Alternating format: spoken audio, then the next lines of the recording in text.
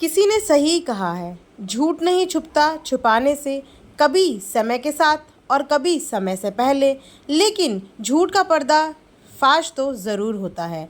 Deepika madam माँ कैसी हैं ये तो अब तक आप लोग जान ही गए हो, लेकिन अब इनके एक और नकली रिश्ते के बारे में बात करेंगे, वो भी पूरे सबूत के साथ कि वो भाभी कैसी हैं।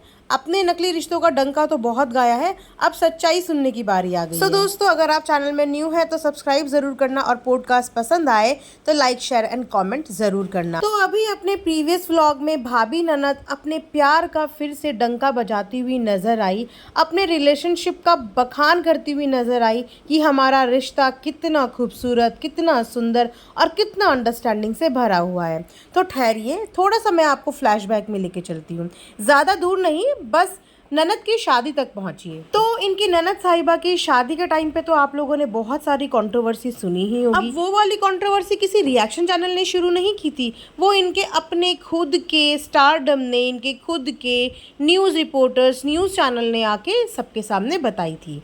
तो मैडम ननद की शादी के समय पे आप सब जानते ही हैं कि मैडम तो बहुत ज़्यादा ऑलराउंडर है, एक सुपर वुमेन है, वो डिज़ाइनर भी है, वो कुक भी है, बेस्ट बेस्ट बेस्ट, मतलब एवरीथिंग इज़ बेस्ट इनसाइड हर।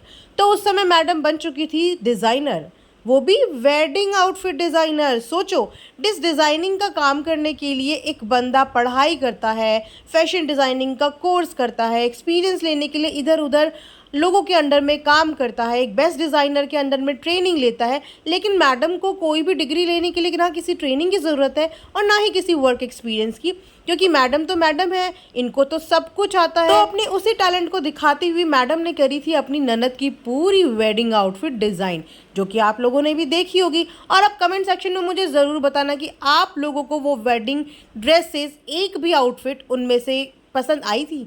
अगर आई थी तो मुझे कमेंट सेक्शन में ज़रूर बताना, और अगर नहीं आई थी तो भी मुझे ज़रूर बताना। तो अपनी डिज़ाइन की हुई उन आउटफिट्स को लेके मैडम दीपिका उस समय बहुत ज़्यादा ट्रॉल हुई थी, बहुत ज़्यादा ट्रॉल हुई थी। किसी ने उन्हें ट्रॉलिंग करने से छोड़ा ही नहीं कि अपनी आउटफिट के लिए, अपनी वेडिंग ड्रेस के लिए इन्होंने हर एक पर्टिकुलर डिज़ाइनर के चक्कर लगाए और अपनी शादी की हर आउटफिट को डिज़ाइनर से डिज़ाइन करवाया।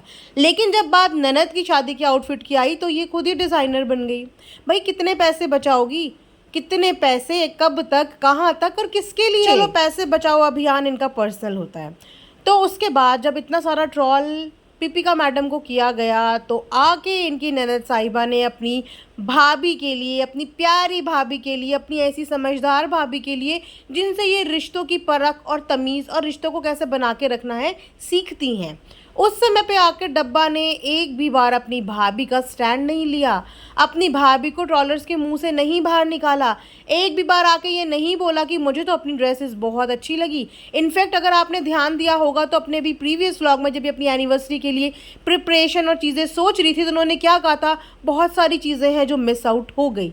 क्या उन बहुत सारी चीज़ों में बढ़िया ड्रेस भी मिस आउट हो गई, एक गजब की आउटफिट भी मिस आउट हो गई? क्योंकि जहां तक शादी की तैयारियां थी तो दीपिका मैडम तो 1-2 महीने से ही बेस्ट से बेस्ट टेस्ट करने की उन्होंने ठानी हुई थी कि अपनी ननद साहिबा की शादी में वो वर्ल्ड की बेस्ट चीज़ें लेके आएंगी। लेकिन उसके बाद भी इनकी ननद सेटिस्फाइड नहीं दिखी। तो फ्रेंड्स, चीज़ें वहीं से बिगड़नी सुधरनी शुरू हो गई थी।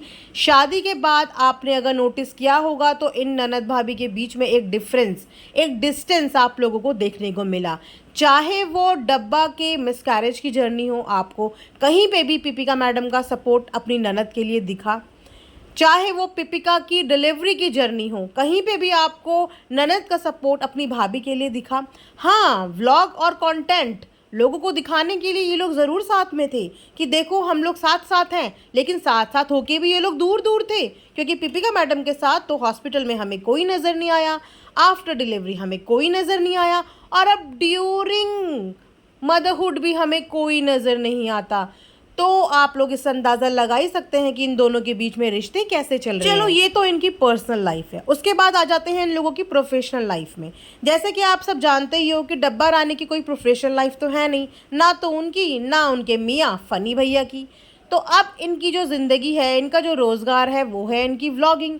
लेकिन इनकी व्लॉगिंग के कंटेंट में भी इनका हाथ पकड़ लिया जाता है।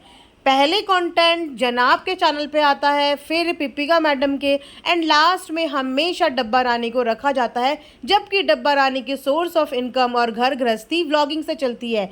लेकिन वहीं पे जनाब और मैडम के पास तो फैंडम भी है, स्टारडम भी है, प्रोजेक्ट्स भी हैं और साथ साथ व्लॉगिंग भी है।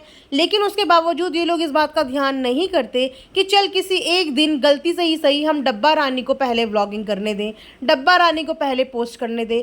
क्यों हमेशा जनाब और मैडम के ही व्लॉग ट्रेंड में आते हैं?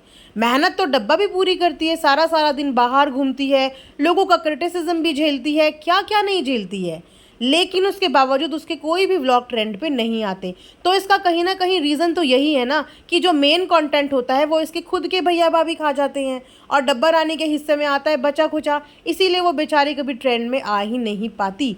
सो इस वजह से कहीं ना कहीं तो डब्बा को बुरा ज़रूर लगता होगा। वो अलग बात है कि वो बोल नहीं सकती क्योंकि उसको इस प्लेटफॉर्म पे इंट्रोड्यूस कराने वाले उसके भैया भाभी ही हैं। लेकिन अब भैया भाभी को समझना चाहिए कि डब्बा की घर गृहस्थी बढ़ गई है।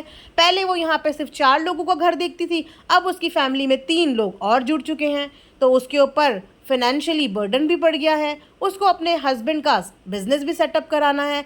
तो अब तो थोड़ा सुधर जाओ, थोड़ा तो दिलदार बनो, थोड़ा तो दिल बड़ा करो। फैशन डिज़ाइनिंग के तो सारे पैसे बचा लिए थे, कम से कम यहाँ तो अपनी ननद को चलने दो, उसकी भी घर गृहस्थी चलने दो, उसको भी सेटल्ड होने दो। लेकिन नहीं, पिपिका मैडम को तो सारा पैसा चाहिए।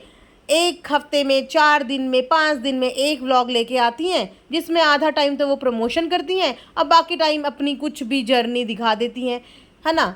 और बेचारी सबा उसका कंटेंट सबसे लास्ट में, इनफैक्ट उसके सरप्राइजेस तक ख़राब कर देती है, वो सारे अपने व्लॉग में दिखा देती है। तो कहीं ना कहीं इस रीज़न की वजह से आपको इन दोनों रिश्तों के बीच में कुछ ना कुछ कोल्ड वॉर तो देखो नज़र आ रहा होगा। अंधे तो आप लोग भी नहीं हो, लेकिन अंधभक्तों को भी नज़र आ रहा होगा। बट वही है ना कि नज़र भी आ रहा है लेकिन बोलना नहीं है, मुंह खोलना नहीं है।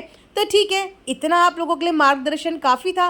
नेक्स्ट वीडियो में आके कुछ और भी बातें करेंगे। तब तक अपना ध्यान रखिए, दुआओं में याद रखिए, and thanks for watching earth mom Dehradun.